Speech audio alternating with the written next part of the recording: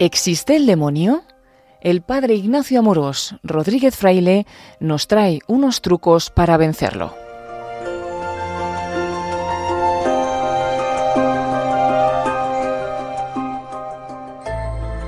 ¿Existe el demonio? ¿Alguna vez te has sentido tentado? Descubre las armas para vencer a nuestro gran enemigo. El Papa Francisco en 2018 fue a San Giovanni Rotondo por el 50 aniversario del fallecimiento del Padre Pío y en la catequesis preguntó a los jóvenes que se habían reunido: ¿vosotros creéis que el demonio existe? Se produjo una especie de silencio y el Papa continuó: no se os ve muy convencidos. Le diré al obispo que os haga una catequesis sobre el demonio. ¿Existe o no existe el demonio?, preguntó. Entonces el Papa dijo: sí, el demonio va de un lado a otro, se mete en nuestras vidas, se mueve, nos atormenta, nos engaña, y nosotros necesitamos estar vigilantes. El tema del demonio es un tema especialmente controvertido, y hemos hecho este vídeo del demonio no por morbo, sino porque es real y es importante conocer a nuestro enemigo en la batalla de la vida espiritual y de nuestra salvación. Decía C.S. Lewis en un libro interesante que se titula Cartas del diablo a su sobrino, y decía: en lo que se refiere a los diablos, la raza humana puede caer en dos errores iguales y de signo opuesto. Uno consiste en no creer en su existencia, el otro en creer en los diablos y sentir por ellos un interés excesivo y malsano. Los diablos se sienten igualmente halagados por ambos errores y acogen con idéntico entusiasmo a un materialista que a un hechicero. Es decir, con el tema del demonio no hay que cerrarse a saber que existe, ni estar todo el día hablando de él, pero sí conocer a nuestro enemigo y luego hablar de las cosas más interesantes, como es Jesucristo, la Virgen, la Iglesia, la vida de caridad, etc. En nuestra vida espiritual, lo más importante es contar con la gracia de Dios, seguir a Jesucristo, vivir de amor y contar con la intercesión de la Virgen y todo nuestro equipo de santos que están en el cielo. Aún así, es importante también conocer a nuestro rival en el partido de la vida, a nuestro gran enemigo, para estar preparados para sus engaños y así podamos vencerle. Pablo VI dijo: una de las necesidades más grandes de la Iglesia es la de defenderse de ese mal al que llamamos el demonio. Por eso, hoy vamos a dar a conocer a nuestro enemigo en la vida espiritual, el demonio, para conocer cuál es su poder, su manera de actuar para engañarnos, sus tretas y cuáles son los medios para vencerle. Dicen que la primera victoria del demonio es que no le conozcas, que creas que no existe, porque así puede acampar a sus anchas y actuar desde lo escondido. Pero la doctrina de la Iglesia afirma la existencia del demonio y aparece en la Biblia desde el Génesis hasta el Apocalipsis. Nuestra batalla principal no está contra los poderes temporales, sean cuales sean, sino que nuestra gran batalla es la batalla contra uno mismo y la batalla contra el demonio, que es el único que nos puede hacer perder lo más importante, que es la salvación de nuestra alma y el cielo. Como dice San Pablo, nuestra lucha no es contra la sangre o la carne, sino contra los principados, las potestades, los gobernadores de este mundo de las tinieblas, contra los espíritus malignos que están en los aires.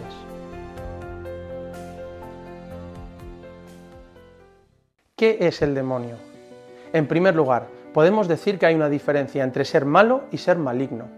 Una persona mala roba, mata, hace daño. La persona maligna quizás no haga nada de esas cosas, pero busca corromper la bondad de los demás. La persona maligna persigue destruir la inocencia y el bien de los jóvenes, porque la corrupción de lo bueno es lo peor. Con esto podemos empezar a ver quién es el demonio, el maligno, y su forma de actuar en el mundo, corrompiendo lo bueno de las personas. Muchas veces se piensa que eso del demonio es una cuestión de mitología, una superstición primitiva que ya hemos superado. Incluso a veces se intenta decir que el demonio era una especie de símbolo del mal o una personificación del mal. Parece que creer en la existencia del demonio es de raros o exagerados, pero eso no hace justicia a la realidad y a lo que nos enseña la Biblia. El Papa Francisco ha dicho que su existencia no es un cuento de ancianos. A esta generación y a muchas otras se les ha hecho creer que el diablo era un mito, una figura, una idea, la idea del mal, pero el diablo existe y nosotros debemos combatir contra él. Y dice el Papa Francisco: esto lo enseña la palabra de Dios. La existencia del demonio es una de las verdades más reiteradamente afirmadas en la Biblia, y en casi cada página del Evangelio se habla de echar demonios o de endemoniados. Aún así, paradójicamente, es hoy una de las figuras más generalmente negadas, y otros lo tildan de algo como cómico, ridículo, cosas de oscurantistas o gente rara. Pero la Biblia habla con claridad de ese espíritu maligno que es especialmente perverso y peligroso. y habla muchas veces de los espíritus caídos. Juan Pablo II dijo: no hay que tener miedo de llamar por su nombre al primer artífice del mal, el maligno.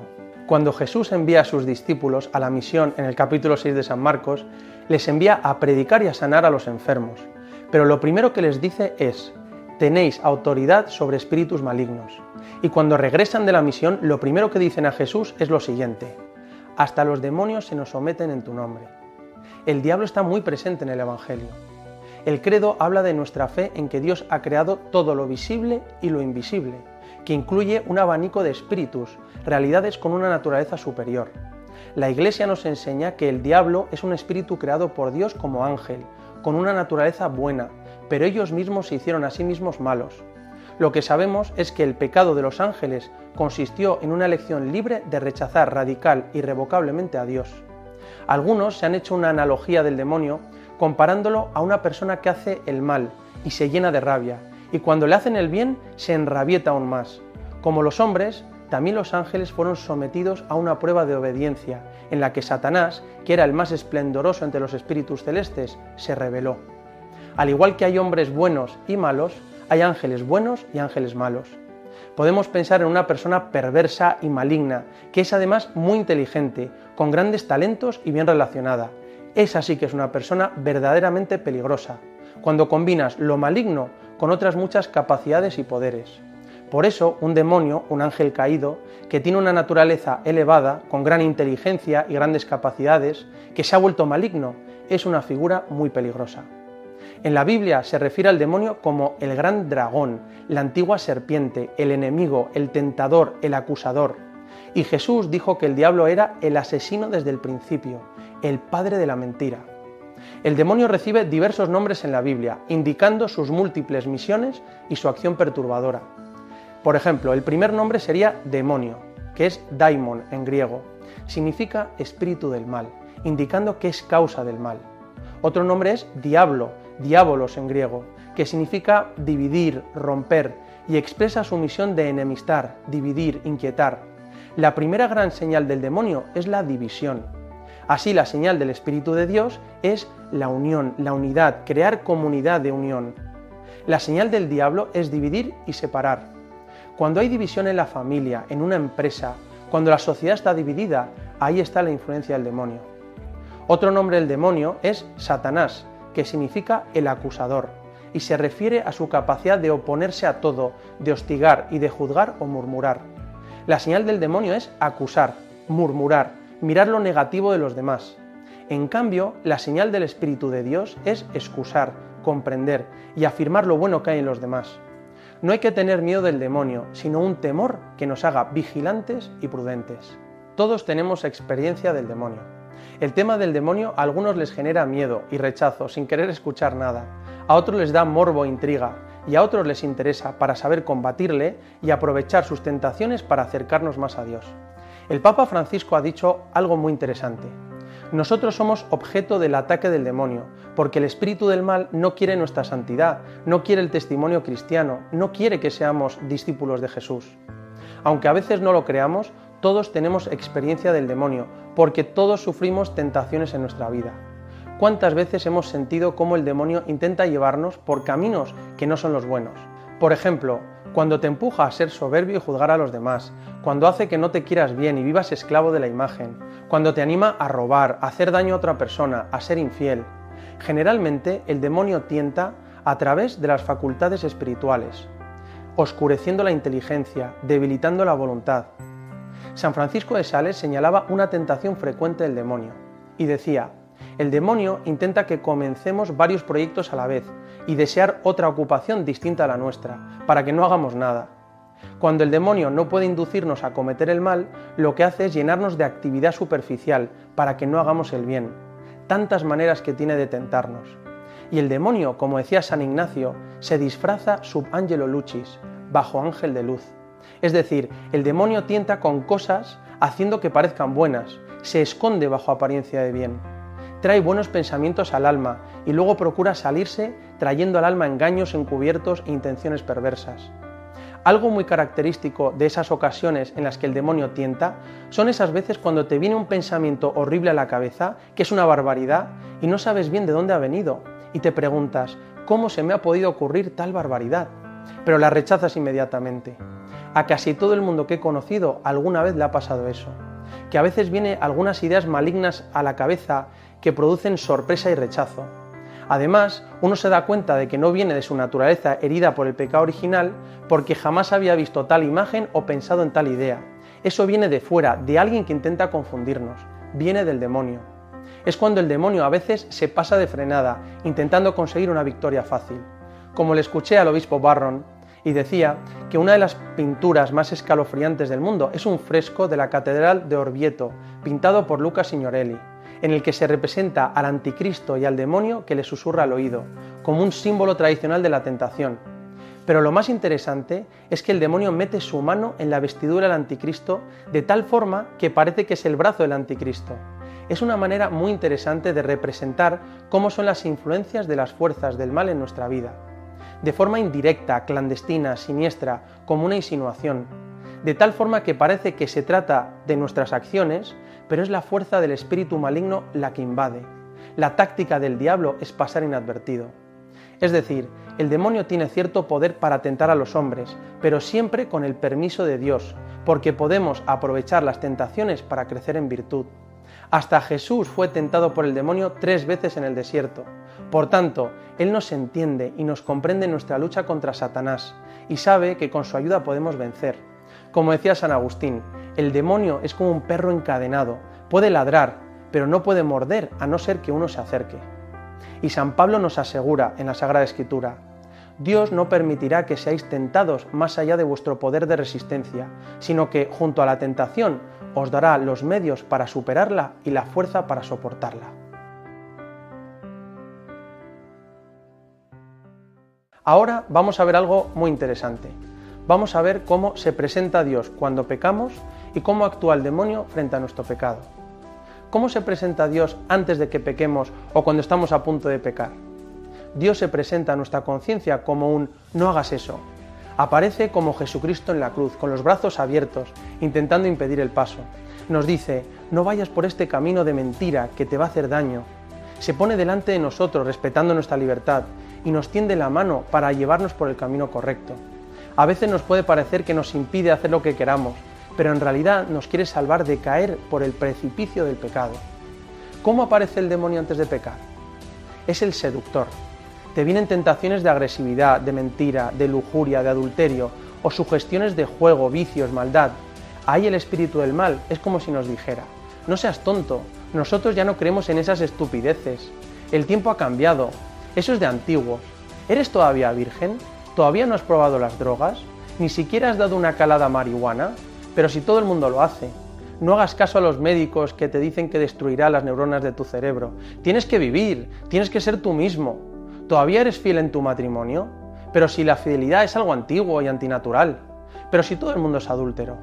Así el demonio intenta engañar y dice, no hagas caso a esos curas y cristianos de moral estricta. Esa forma de pensar estaba bien hace un siglo o más, pero estamos en un nuevo mundo moderno. Tienes que ser tú mismo, tienes que ser libre. Así el demonio, antes de pecar, parece que está a nuestro lado y se presenta como el garante de nuestra libertad. Antes de pecar, parece que Jesús es el acusador, porque quiere evitar que nos hagamos daño. Y antes de pecar, el demonio parece que es nuestro defensor, como si estuviera a nuestro lado, al lado de nuestro orgullo, de nuestra lujuria, de nuestro desenfreno. Pero fíjate, después de pecar se produce una inversión de papeles. Entonces Jesucristo se convierte en nuestro defensor y el demonio en el acusador. Después de pecar, el demonio es como si te dijera, ahora ya has tenido tu droga, ahora estás enganchado, no vengas a mí, yo no puedo ayudarte, lo mejor es que te rindas y tires la toalla. Has perdido tu inocencia con abrazos vacíos y besos rotos. ¿Qué problema hay en que sigas cayendo? Da igual, sigue, te he visto robar, y si no te han cogido todavía, lo van a hacer en breve. Y el demonio intenta llenarnos de miedo, nos turba y trata que caigamos en la desesperanza, como hizo con el corazón de Judas. Judas podría haber ido a Jesús Salvador y él lo hubiera perdonado, pero decidió ahorcarse porque no aguantaba sentir cómo todo le estaba acusando. Esto le llevó al suicidio. Por eso el mayor pecado es el de la desesperanza, porque no se confía en Dios y se rechaza su perdón. Es el pecado contra el Espíritu Santo que no tiene perdón, porque el pecador no quiere ser perdonado. La mayor tentación del demonio es la desesperanza. Y ahora el demonio actúa por todo el mundo a través de sugestiones y tentaciones de desesperanza, intentando que las personas se rindan y piensen que solo tienen una salida, que es la misma que la que tuvo Judas, quitarse la vida. En cambio, después de pecar, Jesucristo se convierte en nuestro defensor y salvador y nos dice: venid a mí todos, aunque tus pecados sean rojos como escarlata y tan grandes que hasta te das asco de ti mismo, no te preocupes, yo los haré blancos como la nieve y te haré recuperar tu dignidad de hijo de Dios. Nunca pierdas la esperanza, porque yo he vencido al mundo y puedo darte nueva vida. Como dijo San Pablo, donde abundó el pecado, sobreabundó la gracia. Este es el lenguaje de nuestro querido Salvador, de Jesús. Después de nuestro pecado es nuestro defensor, nuestro médico, nuestro amigo que no nos juzga, sino que nos levanta de nuevo.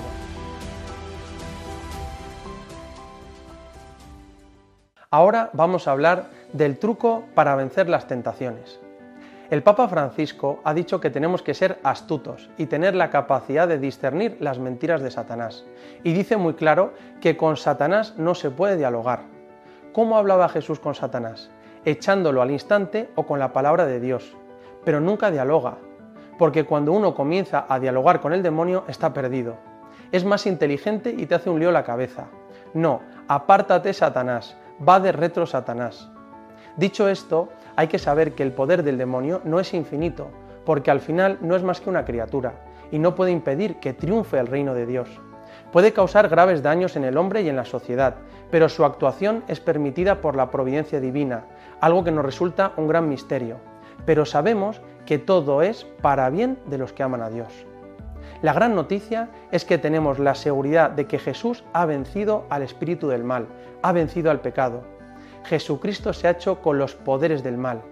Hay un pasaje espectacular de San Pablo a los Colosenses en el que Pablo se refiere a cuando un general romano alcanzaba la victoria en una batalla.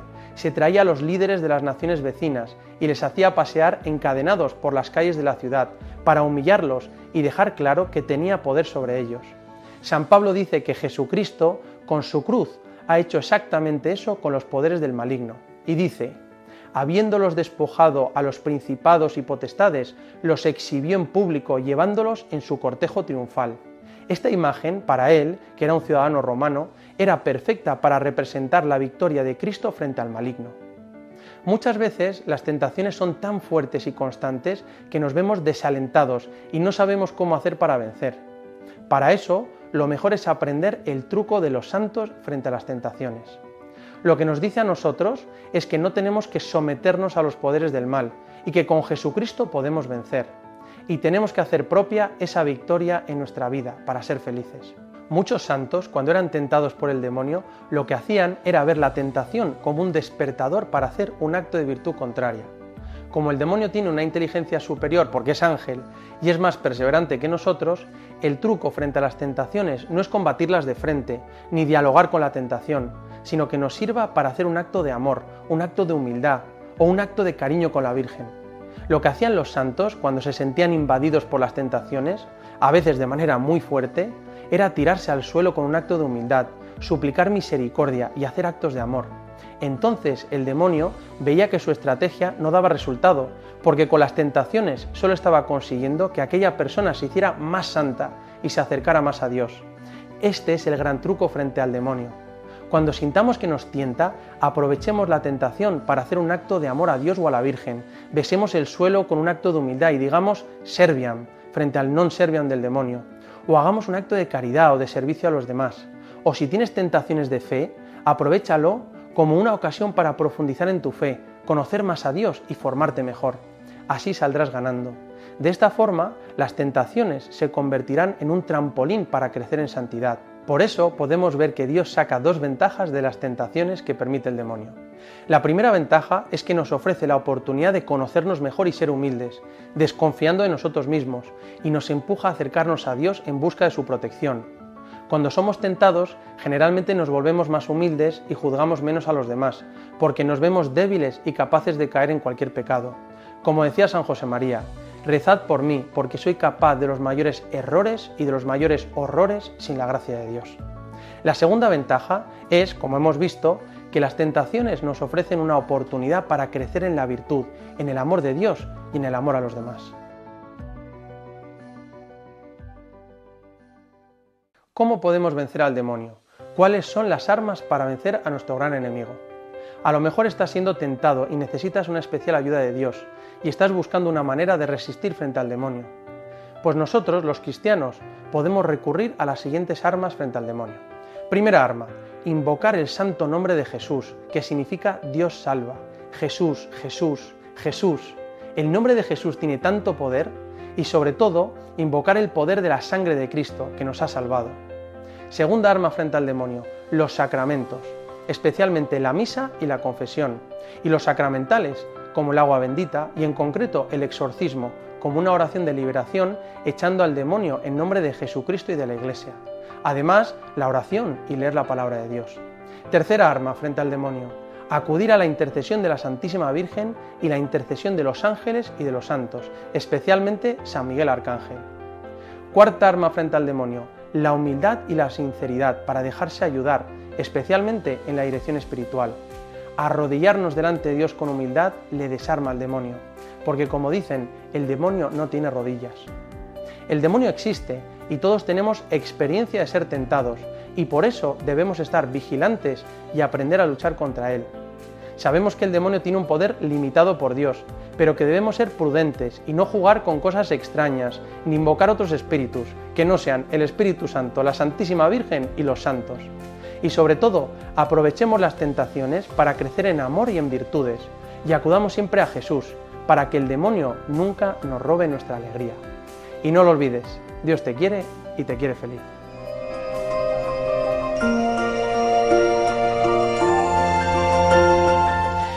Así finaliza en Radio María esta reflexión acerca del demonio que ha realizado el padre Ignacio Amorós Rodríguez Fraile y nos ha dado unos trucos para vencerlo.